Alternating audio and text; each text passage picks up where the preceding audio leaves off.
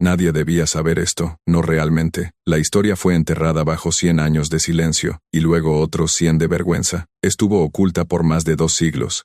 Hasta ahora, no comienza con un monstruo, sino con un niño en un bloque de subasta bajo el sofocante calor de un verano en Charleston. Un niño que nadie quería. Era suave y regordete, una rareza en un mundo de bordes afilados y hambre vacía. Su carne, demasiado pálida, parecía retener la luz de una manera enfermiza, y sus ojos eran del color de un cielo desvaído, conteniendo nada y todo. El subastador lo llamó Samuel, pero el nombre era una mentira, un marcador de posición para una propiedad. Intentó comenzar la puja en $20. Silencio, la humedad era algo vivo, presionando a la multitud, su sudor y su juicio mezclándose en el aire. $15. Nada. 10. Una tos nerviosa desde el fondo, como una historia tan grotesca, tan deliberada, simplemente desapareció de la historia. ¿Qué era lo que nunca debíamos saber sobre la mujer que finalmente levantó la mano, no con un abanico, sino con un solo dedo enguantado, y compró al niño por el precio de una botella de vino barato? Ella no vio una maldición, ni mala suerte, ni un niño gordo e inútil. Vio una llave, un recipiente perfecto e intacto para una verdad tan oscura que amenazaba con sangrar a través de las páginas de la propia historia. Lo había estado buscando toda su vida, y en ese momento, bajo el brutal sol de Carolina, finalmente lo encontró. La multitud pensó que era piedad, una bondad cristiana. Estaban tan equivocados. Su nombre era Sarafina Blackwood, y no se dedicaba a salvar almas. Se dedicaba a coleccionarlas. Y el niño, iba a ser su obra maestra. El carruaje de Sarafina era una caja de laca negra, sellada contra el polvo y el juicio del mundo exterior. Dentro, el aire estaba quieto, y olía a cuero viejo, y lavanda seca. Samuel tendría que cambiar ese nombre. Se sentó en el desgastado asiento de terciopelo frente a ella, su pequeño cuerpo redondo presionado contra la esquina como si intentara desaparecer. No lloró, no habló, solo la observaba con esos ojos pálidos y vacíos. Sarafina lo ignoró. Abrió un pequeño diario encuadernado en cuero, y mojó una pluma de plata en un tintero asegurado a la pared del carruaje.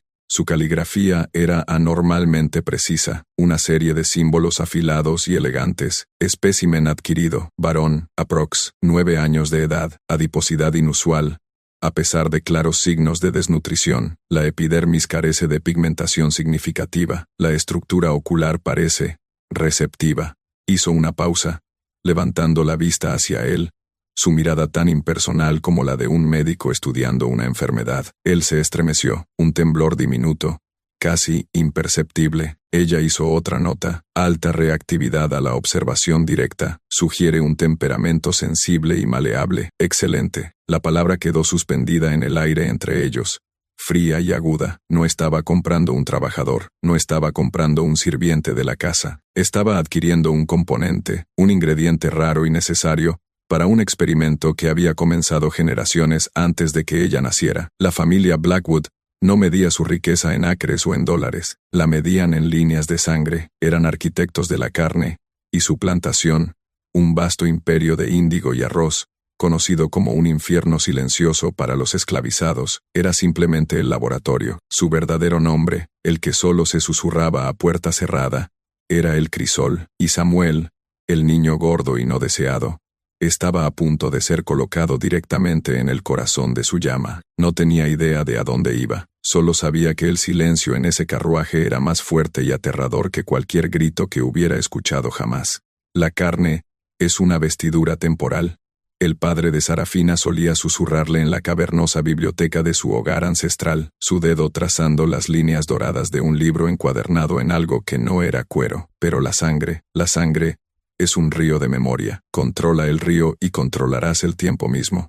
Este era el mito fundacional de la dinastía Blackwood, una herejía susurrada, transmitida de padre a hija, de madre a hijo. No eran simplemente dueños de una plantación, se veían a sí mismos como custodios de una ciencia perdida, una forma de alquimia biológica que el mundo moderno, con sus tontas nociones de sentimiento y moralidad, había olvidado. Creían que a través de una meticulosa cría generacional de plantas, de animales y de personas, podían aislar no solo rasgos físicos, sino algo mucho más esotérico. Buscaban cultivar un recipiente perfecto, un cuerpo humano tan puro, tan receptivo, que pudiera convertirse en un conducto para por algo más, una inteligencia, una memoria, un poder que existía antes que la humanidad y que existiría mucho después. Era una locura nacida de una inmensa riqueza, poder absoluto y un profundo aislamiento. Sarafina había heredado esta misión como una enfermedad genética. La muerte de su esposo, una fiebre repentina y conveniente,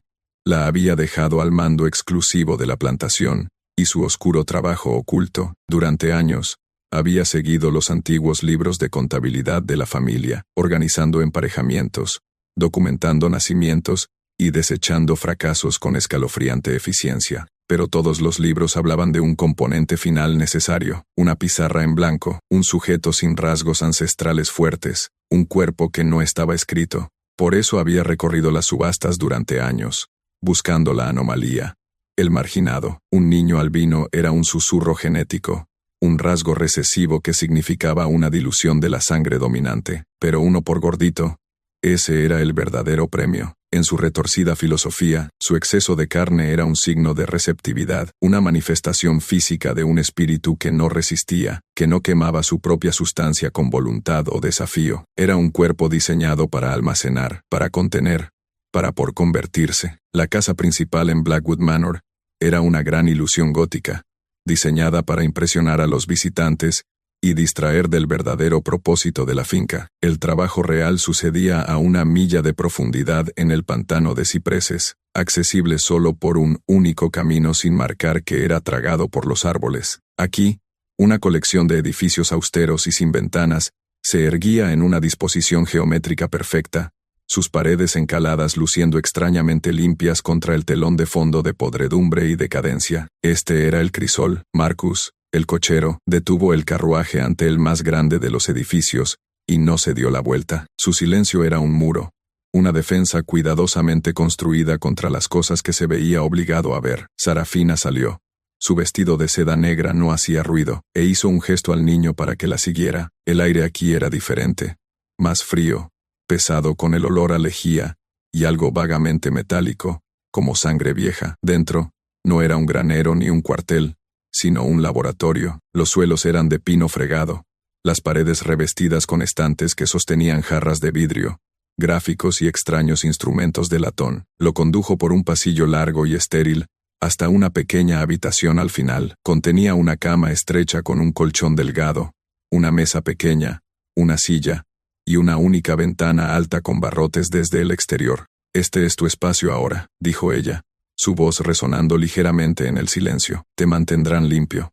Serás bien alimentado. Tu cuerpo es un templo, y lo trataremos como tal». Pasó un dedo enguantado por la suave línea de su mandíbula. «A cambio, serás obediente». Él finalmente la miró de verdad, y por primera vez, ella vio un destello de algo detrás del vacío. Era terror puro e inalterado. Él entendió, en algún nivel primario, que esto no era un hogar, era una jaula diseñada para transformar a su ocupante. Mientras ella cerraba y echaba la llave a la pesada puerta de roble, él escuchó el cerrojo deslizarse en su lugar con una finalidad que le robó el aire de los pulmones. Ya no era Samuel, ahora era el espécimen 7. No se supone que sepas esto, pero los libros en la biblioteca privada de Sarafina no eran solo sobre cría de animales o filosofía natural. Escondidos detrás de paneles deslizantes y estantes falsos, había volúmenes más antiguos y oscuros. Una primera edición del Por Malleus Maleficarum, los escritos de Paracelso sobre homúnculos, tratados sobre hermetismo y magia de sangre encuadernados en piel humana. Este era el verdadero currículo de la familia Blackwood. Creían que la emergente ciencia de la genética era simplemente un crudo redescubrimiento moderno de antiguas verdades que el resto del mundo había descartado como superstición. Para Sarafina, los guisantes de Gregor Mendel no eran diferentes de las fórmulas de un alquimista. Ambos eran intentos de descifrar el lenguaje sagrado de la creación. Su experimento no era eugenesia en la forma en que la entendemos. Eso vendría después.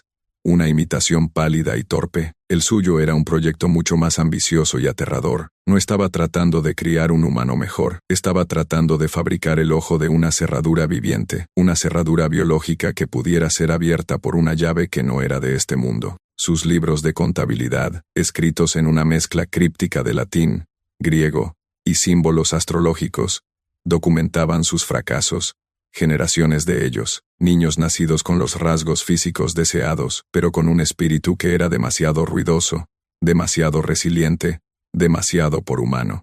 Resistían, su fuego interior, su sentido de sí mismos, corrompía el recipiente. Necesitaba un cuerpo que fuera un puerto tranquilo, no un mar embravecido, y en el espécimen 7, creía haberlo encontrado. Su palidez era un signo de pureza, una falta de ruido genético, y su suavidad, su gordura, ese era el premio, era un signo de un espíritu plácido, un alma sin bordes afilados. Ella nutriría esa suavidad, la cultivaría, lo alimentaría hasta que su cuerpo fuera una fortaleza de carne, un contenedor perfecto y silencioso para la grandeza que pretendía verter en él. No era un esclavo, no era un niño, era materia prima. La primera medición fue un ritual. Sarafina entró en su habitación al amanecer, la luz gris de la ventana alta proyectando largas sombras en el suelo. Llevaba una caja de caoba pulida. Dentro, descansando sobre un lecho de terciopelo negro, había calibradores, cintas métricas y una serie de relucientes instrumentos de plata, cuyo propósito él no podía ni empezar a imaginar.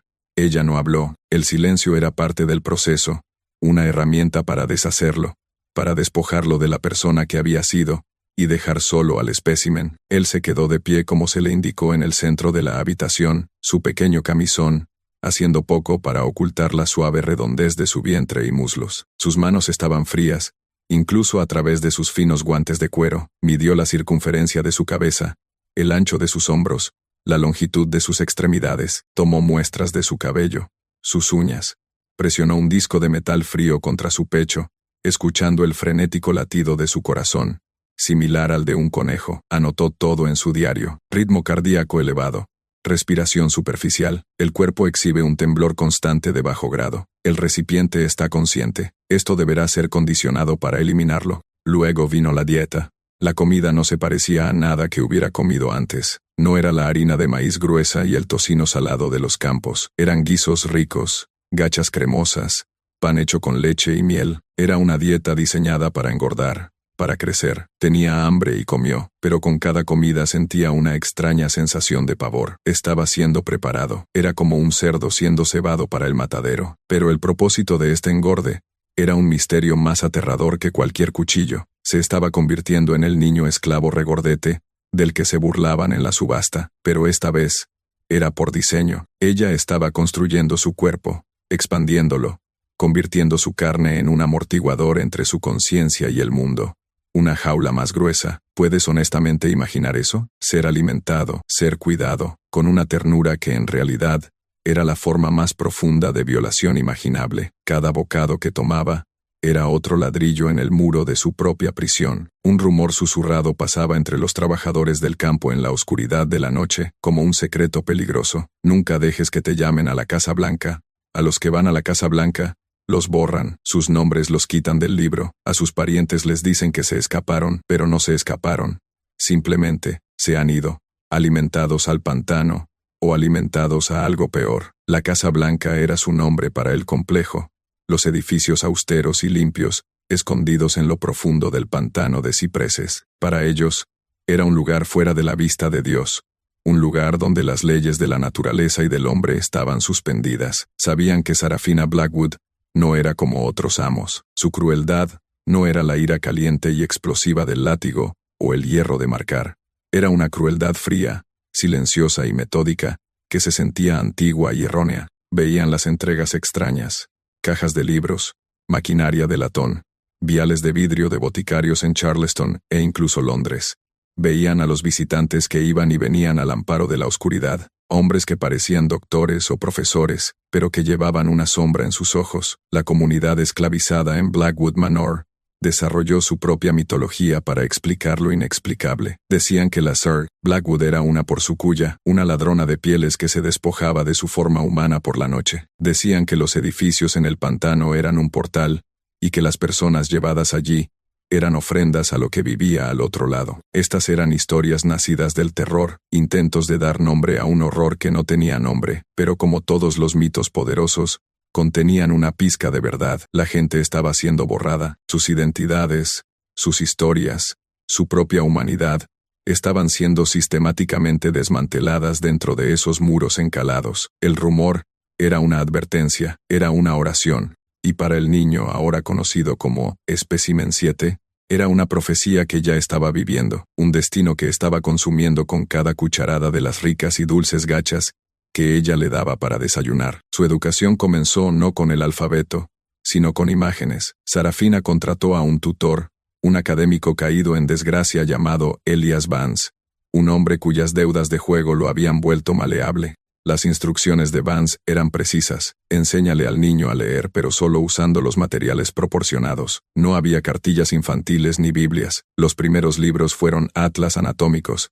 Durante horas, el niño se sentó con Vance, aprendiendo los nombres de los huesos, músculos y órganos. Aprendió los intrincados caminos del sistema circulatorio, la delicada arquitectura del cerebro humano. No estaba aprendiendo sobre por cuerpo, estaba aprendiendo un esquema, un plano. Su propio cuerpo era el tema. Cuando Sarafina realizaba sus exámenes, ahora nombraba las partes que estaba tocando: radio, cúbito, esternón, lóbulo occipital. Le estaba enseñando a verse a sí mismo no como un todo, sino como una colección de componentes, una máquina hecha de carne. Aprendió a leer rápidamente. Era inteligente, un hecho que Sarafina anotó con aprobación distante. Las facultades cognitivas son agudas.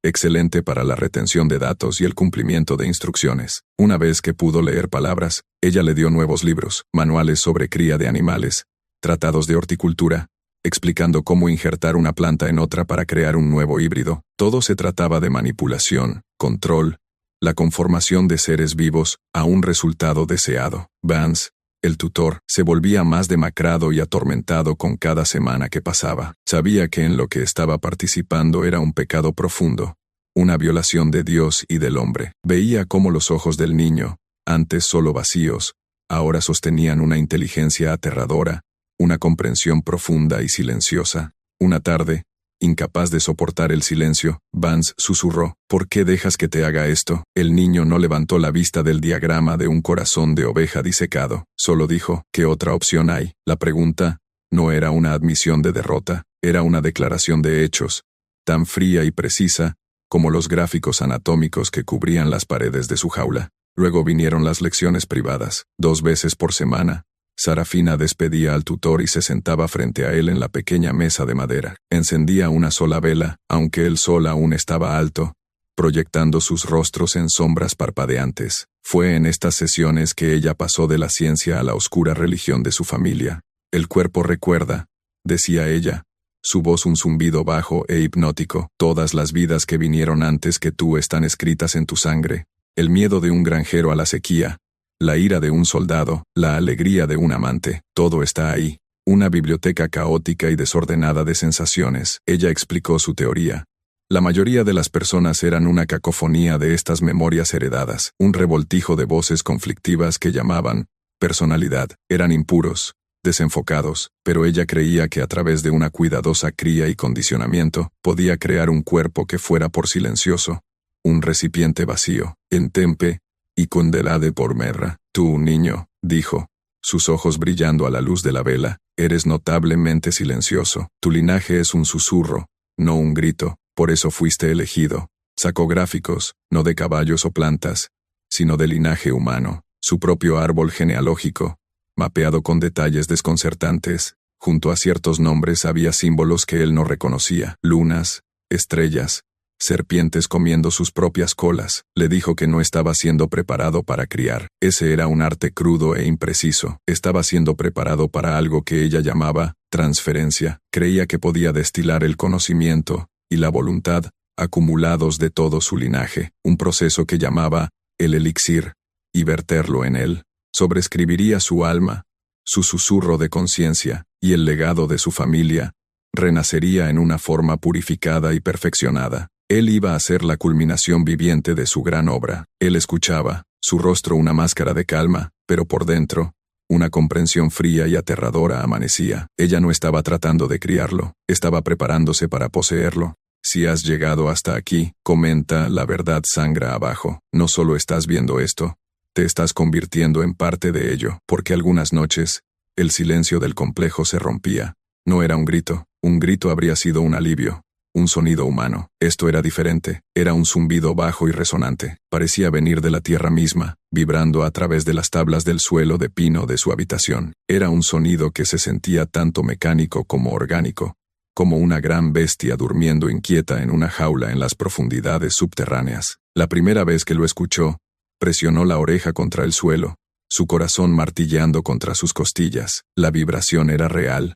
Hacía que le dolieran los dientes. Se arrastraba hasta su ventana alta y miraba hacia la opresiva oscuridad del pantano. En las noches en que el zumbido era más fuerte, podía ver una débil luz verdosa enfermiza parpadeando desde la ventana enrejada del sótano del edificio central, un edificio al que nunca se le permitía entrar. Una vez vio a 2 supervisores cargando un objeto largo, envuelto en lona desde ese edificio. Era del tamaño de un hombre, pero era rígido, inmóvil. Lo llevaron hacia la parte más profunda del pantano, sus linternas balanceándose como almas perdidas en la oscuridad, y no regresaron hasta el amanecer. ¿Qué había en ese edificio? ¿Qué máquina o qué criatura creaba ese sonido? Sarafina nunca hablaba de ello. El tutor, Vance, cuando se le preguntaba, se ponía pálido y fingía no oír. Era el misterio central del crisol, el corazón de toda la operación. El niño llegó a creer que el zumbido era el sonido del elixir siendo preparado, era el sonido de un alma siendo destilada, y sabía con una certeza que lo helaba hasta los huesos que un día esa máquina estaría zumbando para él. El aislamiento era una forma de ácido, disolviendo lentamente su sentido de sí mismo. Los días se mezclaban con las semanas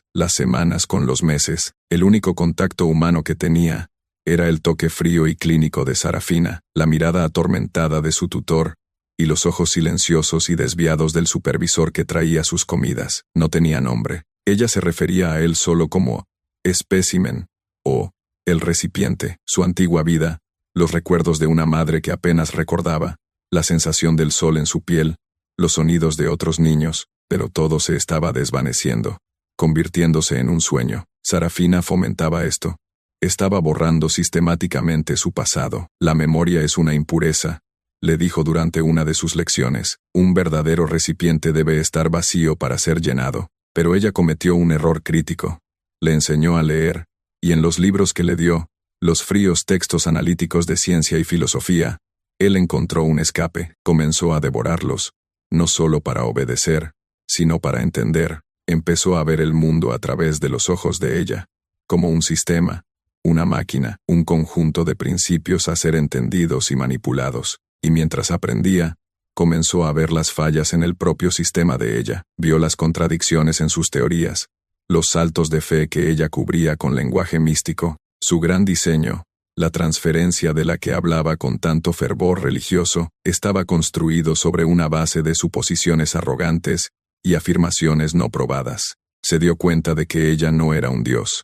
Era una mujer impulsada por una ilusión fanática y heredada. Esta comprensión no le trajo consuelo, le trajo un tipo de terror nuevo y más potente. Estaba atrapado en una jaula con una mujer loca que tenía el poder de la vida y la muerte, una mujer que estaba convencida de que su locura era una verdad divina, pero también le dio algo más, un arma, conocimiento. No podía luchar contra ella con su cuerpo, esa cosa suave y engordada, que ella había construido tan cuidadosamente, pero quizás podría luchar contra ella con su mente. Comenzó a jugar un papel, se convirtió en el espécimen perfecto, plácido, obediente, receptivo, pero detrás de sus ojos pálidos y vacíos, una nueva conciencia estaba tomando forma. Una mente fría y analítica estaba buscando una falla en la máquina, una grieta en el muro de su prisión. El recipiente reacio corrompe la obra, su miedo se convierte en un veneno, su duda, una grieta en el crisol.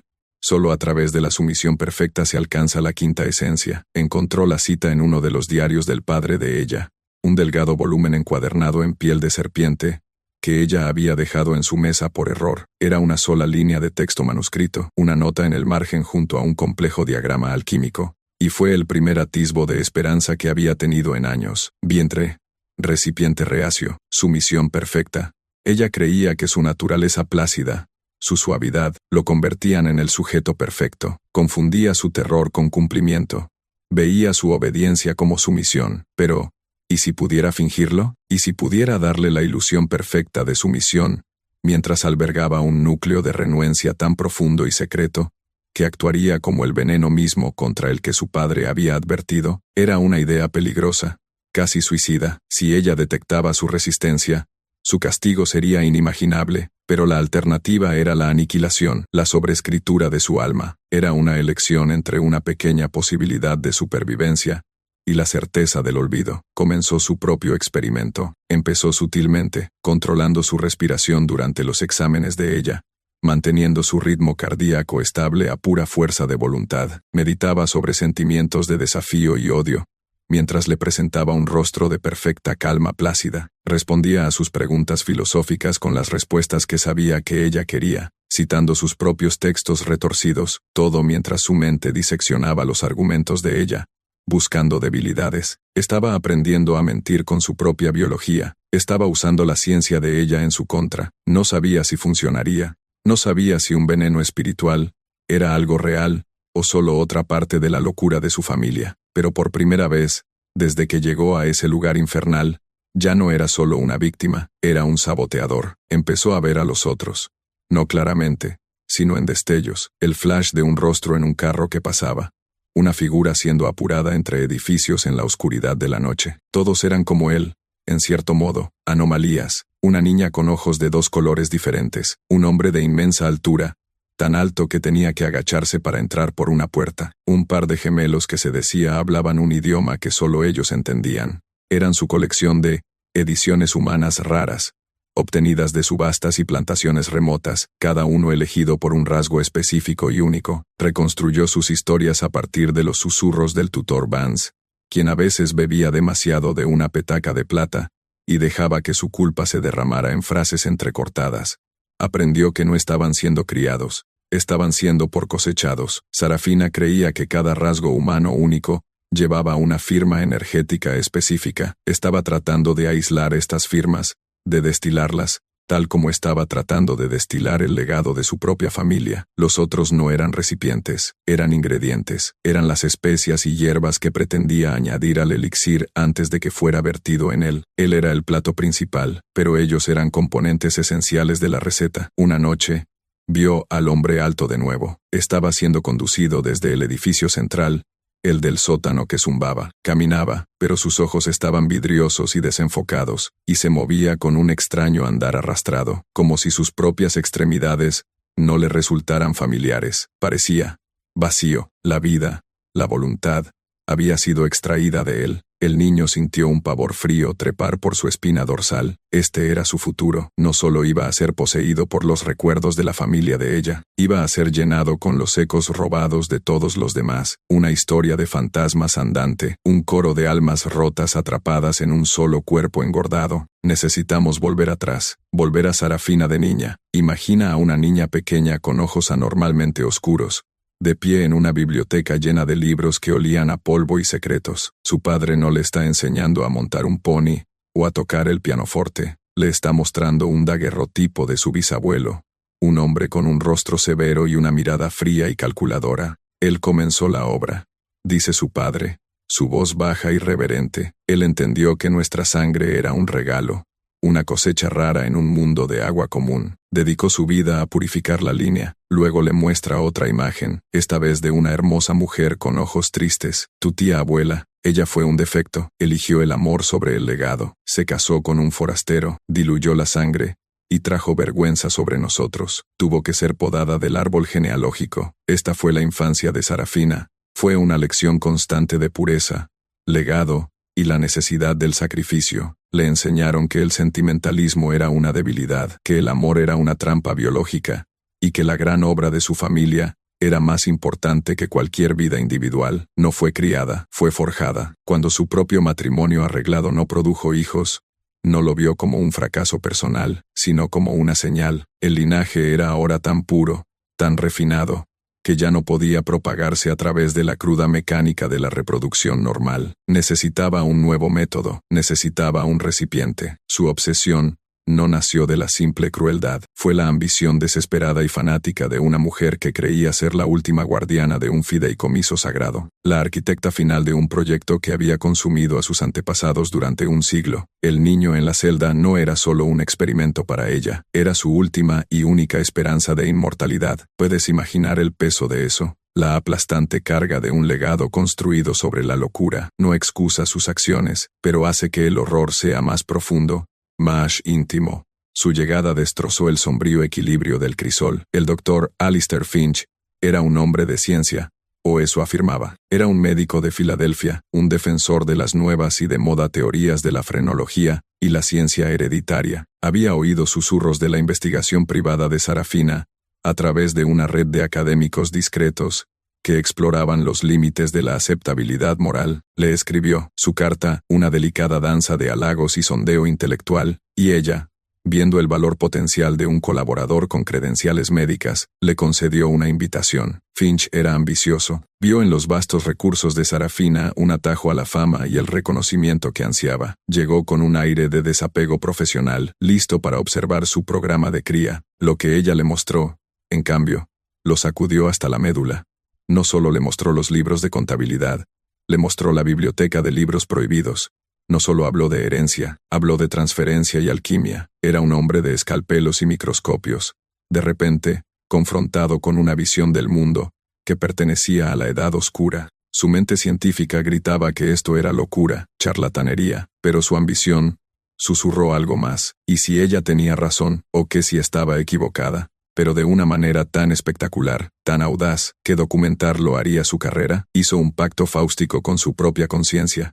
La ayudaría, prestaría su experiencia médica a su proyecto, refinando sus métodos, registrando sus datos, todo bajo el disfraz de una investigación científica objetiva. Se dijo a sí mismo que solo era un observador, pero mientras ella lo conducía hacia la celda del espécimen 7, supo que estaba cruzando una línea, pasando del papel de científico al de cómplice voluntario. La búsqueda del conocimiento, racionalizó, era su propia justificación, una mentira reconfortante, a la que se aferraría mientras descendía a su infierno. El recorrido concluyó en el sótano del edificio central. Finch había visto los registros meticulosamente guardados, los árboles genealógicos escalofriantemente organizados, que documentaban emparejamientos forzados. Había mantenido la compostura, pero el sótano era diferente. Era un museo de fracasos. Filas de jarras de vidrio bordeaban las paredes de piedra, cada una conteniendo un feto o infante preservado, suspendido en un turbio fluido amarillento. Cada uno estaba etiquetado con un código y una fecha. Algunos estaban horriblemente deformados,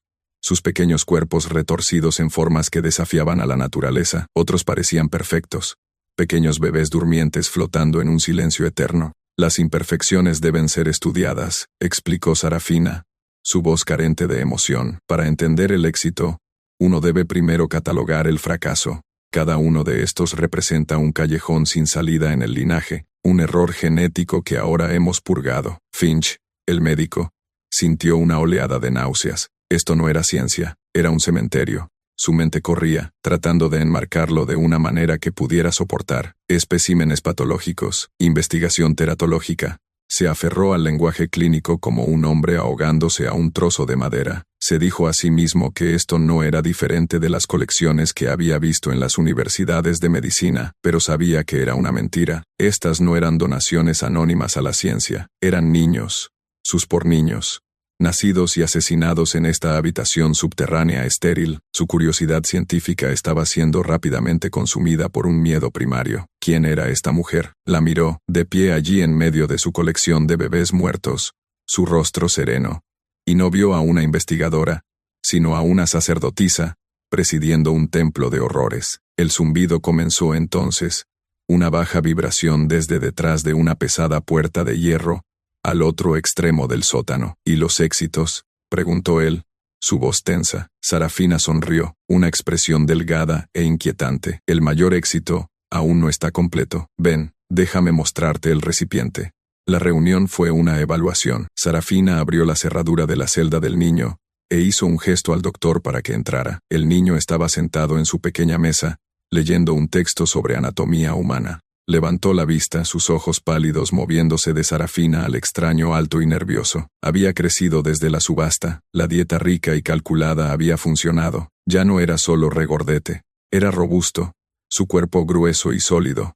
Parecía saludable, fuerte, un espécimen perfecto. A Finch le impresionó de inmediato la calma desconcertante del niño. No había miedo en sus ojos, ni desafío. Solo una inteligencia tranquila y observadora. Este es el espécimen 7, anunció Sarafina, con un toque de orgullo en su voz. La culminación de nuestro trabajo preparatorio. Finch comenzó su examen, sus manos menos firmes de lo que le hubiera gustado. Comprobó el pulso del niño, sus reflejos. Le miró los ojos con un oftalmoscopio. El niño se sometió al sondeo sin una palabra, su cuerpo pasivo y obediente. Para probar su intelecto, Finch comenzó a hacer preguntas.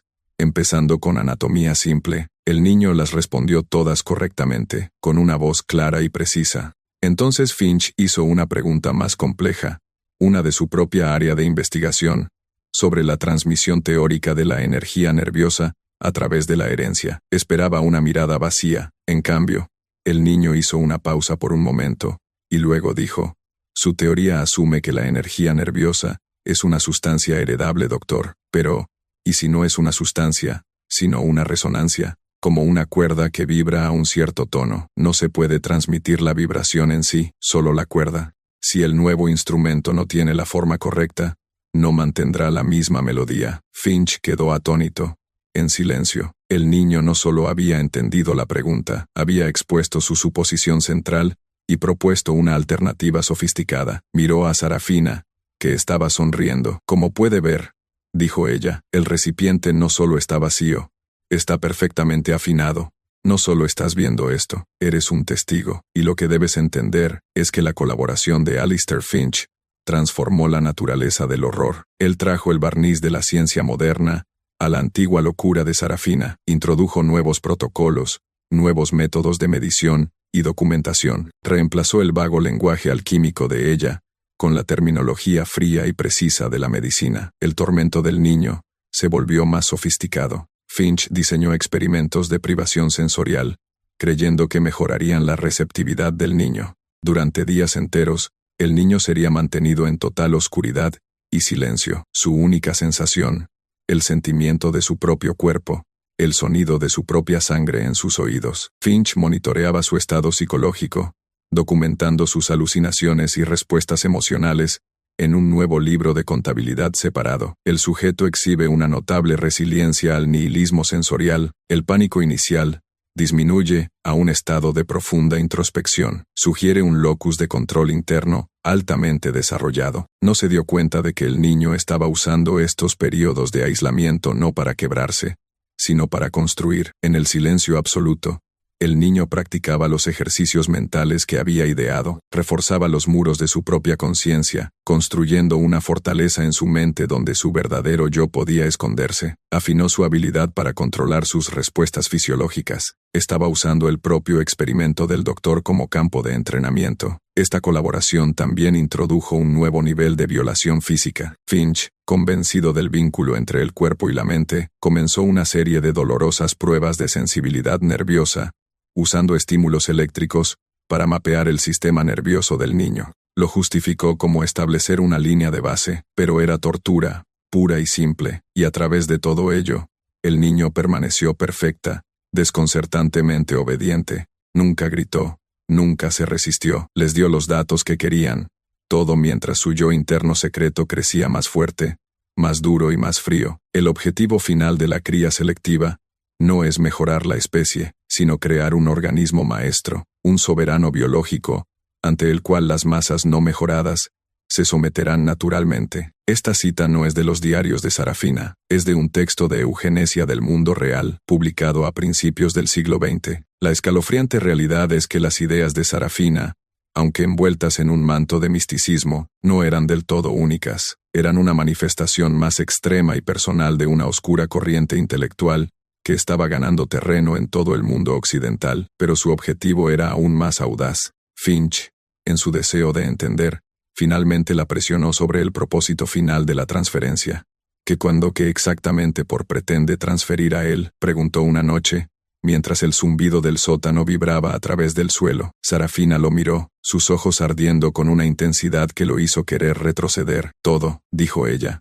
La voluntad, el conocimiento y las memorias acumuladas de 12 generaciones de mi familia, una conciencia forjada durante 200 años, destilada a su forma más pura. Será vertida en él, y su propia alma débil y no escrita, será lavada como arena. Tendrá el mismo aspecto, pero será nosotros, mi padre, mi abuelo, yo, todos nosotros, renacidos en un solo cuerpo perfeccionado que no envejecerá, no enfermará, no morirá. Él será el recipiente de nuestra inmortalidad. Finch sintió que la sangre se le helaba en el rostro. Esto no era sobre crear un organismo maestro.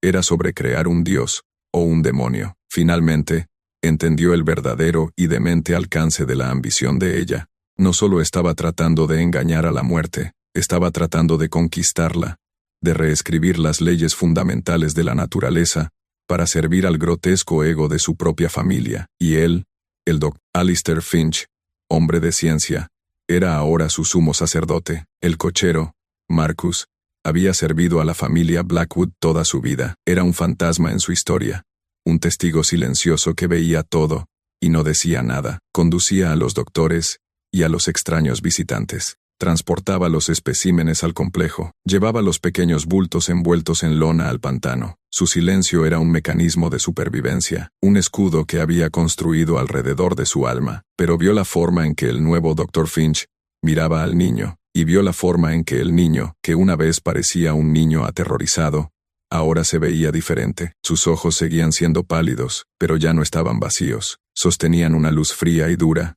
como esquirlas de hielo. Una tarde, mientras Marcus entregaba suministros al complejo, encontró al niño solo en el pequeño patio amurallado, donde se le permitía una hora de ejercicio. Finch y Sarafina estaban en el edificio principal. Por primera vez en años, Marcus le habló, su voz un susurro bajo y urgente. No solo están tratando de quebrarte, dijo, sin mirar al niño, sus ojos fijos en el muro gris del pantano. Están tratando de por deshacerte, lo he visto antes, sacan a la persona, pero dejan el cuerpo atrás, camina y come, pero no tiene a nadie adentro. Hizo una pausa.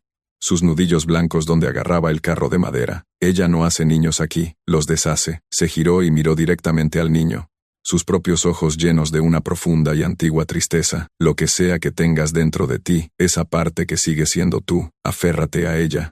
Aférrate a ella como si fuera el último aliento que Dios te dio, porque lo es. Luego se dio la vuelta y se alejó, dejando al niño solo en el patio. Las palabras fueron una confirmación de sus miedos más profundos, pero también fueron un regalo. No estaba solo en su conocimiento. Alguien más veía, alguien más sabía, y eso fortaleció su resolución.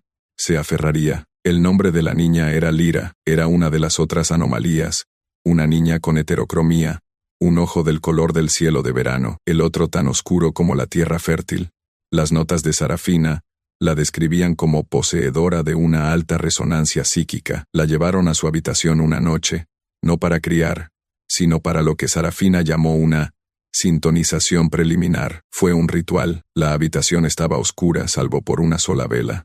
Finch estaba presente, observando, su cuaderno abierto. Sarafina les ordenó sentarse uno frente al otro y tomarse de las manos. El recipiente debe aprender a aceptar la energía de otro, explicó en un susurro clínico. Esta es una simple prueba de compatibilidad. Lyra estaba aterrorizada, sus manos estaban frías y temblorosas, pero mientras miraba al niño, no vio un monstruo, sino a otro prisionero. Su expresión plácida no la engañó. Vio el control de hierro en su postura, la inteligencia vigilante en sus ojos pálidos. Él le dio a su mano un apretón apenas perceptible, un fugaz mensaje de solidaridad, en la sofocante presencia de sus captores. Sarafina comenzó a cantar en un idioma bajo y gutural que él no reconoció de ninguno de sus libros. El aire en la habitación se volvió espeso, pesado. La llama de la vela bailaba salvajemente. Sintió una extraña presión en su mente, un sondeo psíquico. Era ella.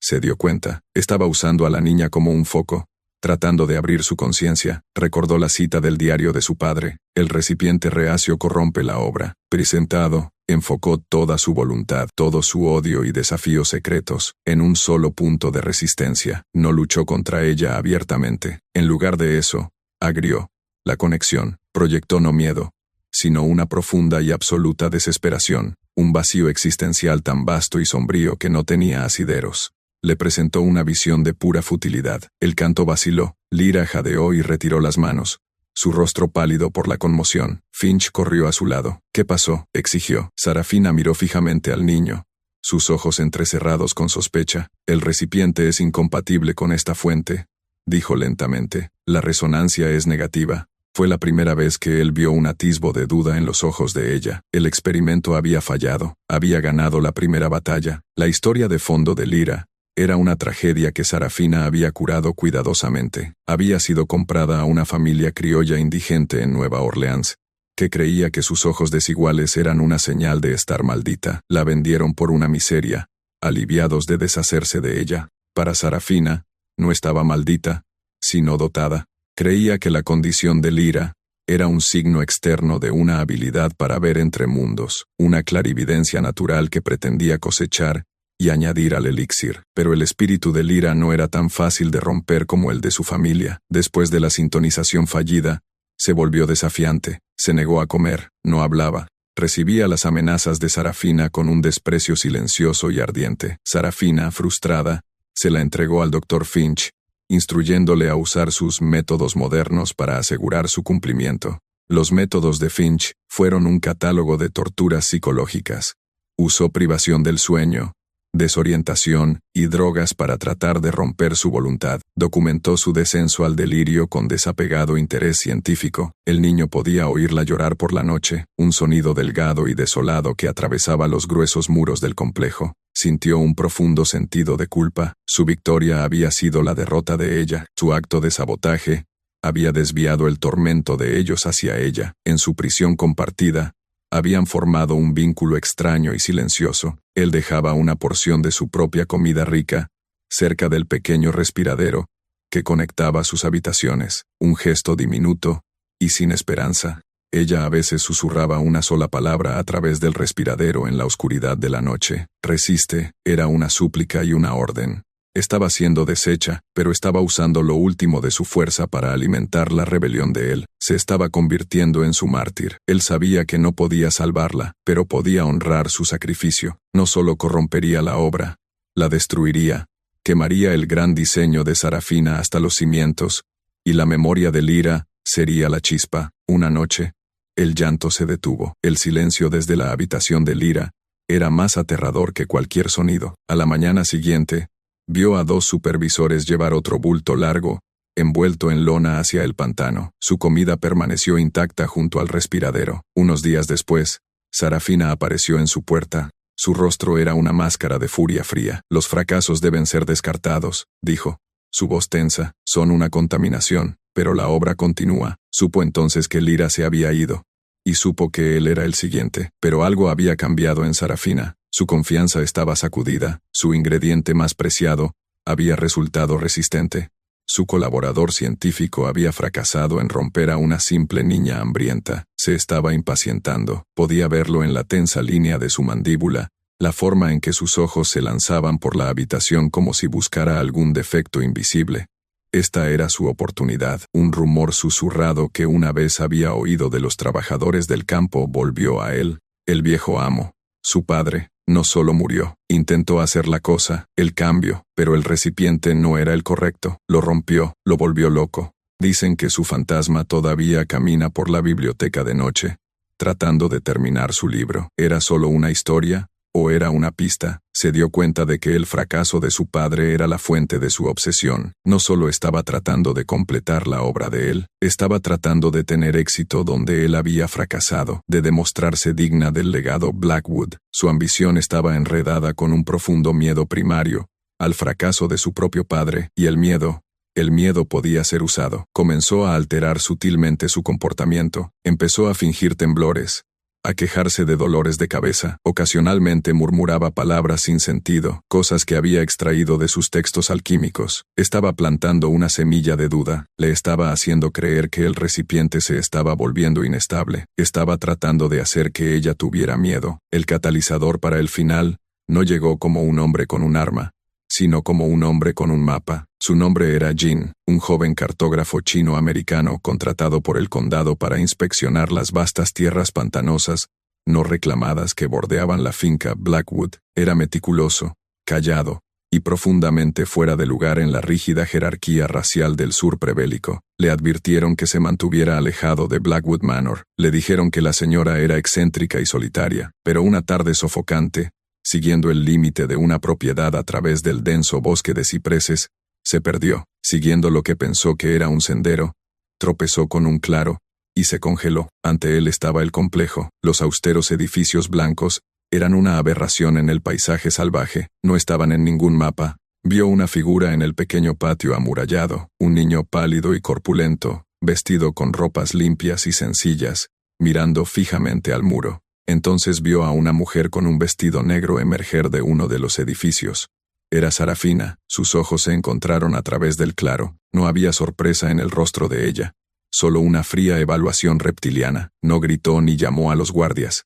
Simplemente lo observó, una amenaza silenciosa e impávida. Jin, sintiendo un peligro profundo e inmediato, retrocedió lentamente, sin darle la espalda, rehizo sus pasos, su corazón latiendo con fuerza. La imagen de los extraños edificios y el niño pálido y de aspecto perdido se quemó en su mente. No sabía lo que había visto, pero sabía que era algo que debía permanecer oculto, sabía que era algo malvado. Esa noche, en su pequeña habitación de la pensión, sacó una hoja de papel nueva y, de memoria, comenzó a dibujar un mapa del lugar que no existía. Jin no era un cruzado, era un agrimensor, un hombre de líneas y medidas, pero lo que había visto en ese claro lo perturbó a un nivel fundamental. Era el orden antinatural del lugar, la geometría estéril contrapuesta al caos del pantano. Era la mirada en los ojos del niño. No podía quitarse la sensación de que había tropezado con un reino privado, un lugar que operaba bajo su propio conjunto de leyes monstruosas. Intentó descartarlo,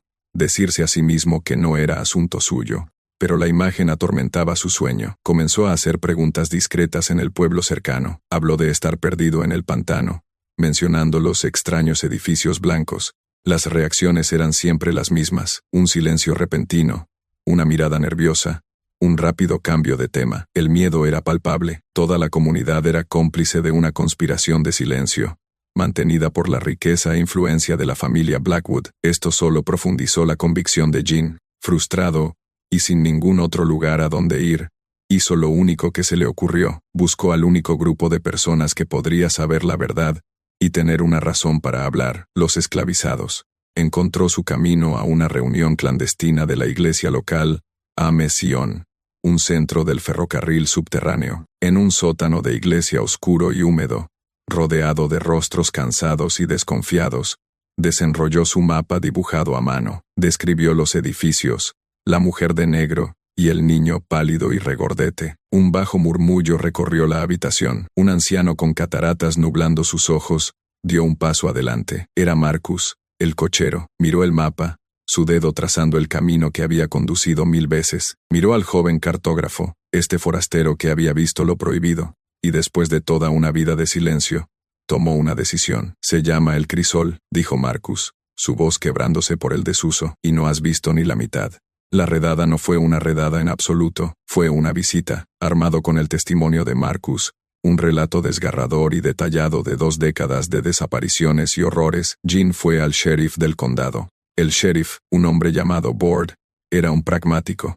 Conocía el poder del nombre Blackwood. Un asalto directo era un suicidio político. Así que ideó un pretexto, una evaluación de impuestos, una excusa para entrar en la propiedad y ver este complejo oculto por sí mismo. Llegó a Blackwood Manor con Jin y 2 ayudantes, su rostro una máscara de indiferencia burocrática. Sarafina los recibió en el porche, su expresión de educada molestia. No podía rechazar una evaluación de impuestos sin levantar sospechas. Jugó el papel de la viuda excéntrica, descartando el complejo como un experimento agrícola fallido, una serie de graneros de almacenamiento, pero el sheriff insistió en verlos. Mientras caminaban por el sendero fangoso hacia el pantano, el aire se volvió tenso. La compostura de Sarafina comenzó a deshilacharse. Cuando el sheriff exigió que abriera el edificio principal, su negativa fue aguda.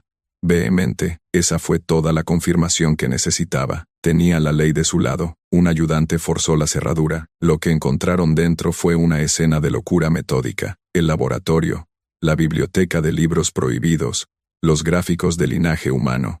En el sótano, encontraron las jarras. El sheriff, un hombre endurecido que había visto lo peor de la naturaleza humana, se puso pálido, y en la última habitación al final del pasillo, encontraron al niño. Estaba sentado en su cama esperando. Miró al sheriff, al extraño, Jean, y con una voz que era inquietantemente tranquila y articulada, dijo: «Los estaba esperando. Mi nombre no es Samuel, es Thomas, y me gustaría contárselo todo». El arresto de Sarafina envió una onda de choque a través de la élite de Charleston. Era impensable, una mujer de su posición, acusada de crímenes tan grotescos. Su familia se movilizó de inmediato, contratando a los abogados más despiadados del estado. Su defensa fue simple, brutal y legalmente impecable. Las personas en el complejo eran por propiedad de ella. Bajo la ley, tenía el derecho de hacer con su propiedad lo que quisiera. La cría, los experimentos, incluso la eliminación de especímenes fallidos. Legalmente no era diferente de un granjero sacrificando su rebaño. Argumentaron que todo el caso era una ficción, producto de la imaginación histérica de un agrimensor extranjero,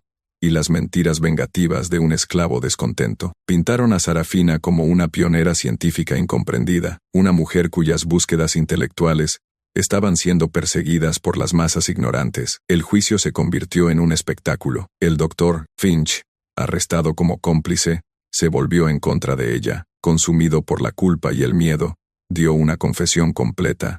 Su testimonio fue una letanía aterradora de las operaciones diarias del complejo. Describió los rituales, la tortura psicológica, la forma fría y clínica en que las vidas humanas eran catalogadas y descartadas, pero los abogados defensores lo despedazaron en el estrado, retratándolo como un hombre débil, fácilmente manipulable, un académico fracasado que intentaba salvar su propio pellejo traicionando a su benefactora. Parecía que el sistema estaba diseñado para protegerla. La ley era su escudo, su riqueza era su armadura. La verdad, al parecer, no era suficiente, pero no habían contado con Thomas. Cuando subió al estrado, la sala del tribunal quedó en silencio. Ya no era el niño asustado y regordete del bloque de subastas. Estaba sereno, articulado, su mente un arma afilada forjada en los fuegos de la biblioteca de ella. No habló con pasión o ira, habló con la lógica fría e irrefutable que ella misma le había enseñado. Desmanteló toda la filosofía de ella, usando sus propios libros, sus propias teorías, en su contra. Expuso su gran obra como lo que era, la ilusión fanática de un linaje moribundo. Salgamos de la sala del tribunal por un momento, saltemos adelante en el tiempo. Más de un siglo después, el año es 1988, un equipo de construcción está despejando una sección de tierra pantanosa, cubierta de maleza, para un nuevo desarrollo de viviendas. La antigua finca Blackwood ha sido dividida y vendida. Su historia, en gran parte olvidada. Una excavadora, arrancando raíces de ciprés, golpea algo duro. Es un cimiento de piedra. Los trabajadores asumen que es un viejo granero, pero a medida que cavan más, descubren no un granero, sino un sótano profundo revestido de piedra con una pesada puerta de hierro, que ha estado cerrada por el óxido durante 100 años. La abren. El aire que escapa es frío y fétido, un olor a decadencia antigua y ozono. Dentro, encuentran lo que parece el laboratorio de un alquimista, intacto por el tiempo. Retortas, vasos de precipitados y extrañas bobinas de cobre están cubiertos por una gruesa capa de polvo, pero es lo que está en el centro de la habitación lo que les hace llamar a las autoridades. Es una máquina, un complejo artilugio de latón, vidrio y cobre, conectado a una gran silla parecida a un trono, equipada con correas de cuero y un extraño dispositivo similar a un casco. Sobre una mesa cercana yace un único diario encuadernado en cuero, milagrosamente preservado. El diario no es un registro de nacimientos y muertes. Es un manual técnico, contiene complejos diagramas eléctricos, fórmulas químicas e instrucciones escalofriantemente precisas para la operación de la máquina. El capítulo final se titula «El protocolo para la transferencia psíquica». Describe, con la caligrafía elegante y meticulosa de Sarafina, cómo destilar una conciencia humana a un estado líquido y cómo usar la máquina para decantar esa conciencia en un nuevo recipiente preparado. La última página contiene una única y escalofriante entrada, fechada el día antes de su arresto. El elixir está completo, el recipiente está preparado. Mañana, alcanzamos la inmortalidad. Había estado a un día de distancia. El juicio estaba llegando a su clímax. El testimonio de Thomas había influido en la opinión pública, pero la ley seguía obstinadamente del lado de Sarafina. La fiscalía estaba perdiendo la esperanza, y entonces, el mundo intervino. En abril de 1861, los cañones dispararon sobre Fort Sumter. La guerra civil había comenzado. El mundo cuidadosamente construido de la sociedad de Charleston, con sus leyes y sus tribunales, fue arrojado al caos. El juicio fue pospuesto indefinidamente. El juez se fue a liderar un regimiento. Los abogados se alistaron. Los registros fueron empaquetados en polvorientos sótanos del juzgado. En la confusión, Sarafina Blackwood, que había estado bajo arresto domiciliario, simplemente se desvaneció. No hubo registro de su liberación.